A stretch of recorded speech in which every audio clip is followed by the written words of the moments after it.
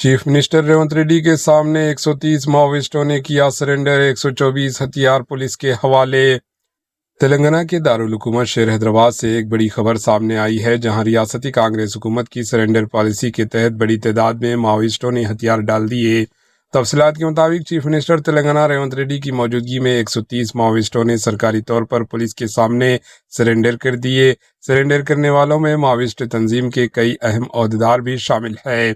हुकाम के मुताबिक सरेंडर करने वालों में 3 assistant committee member, 1 regional committee member, 10 divisional committee members, 46 area committee मेंबरान और 70 आम पार्टी मेंबरान शामिल है।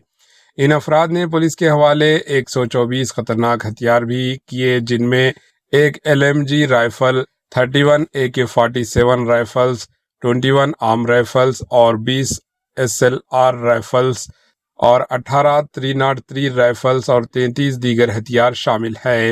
हुकाम का कहना है कि हुकूमत की बाज़ाबातकारी और सरेंडर पॉलिसी के तहत माओवादियों को मरकजी धार में लाने की कोशिशें जारी है और ये इज्तिमाई सरेंडर इस पॉलिसी की एक बड़ी कामयाबी करार दिया जा रहा है। Bureau report, AHN news.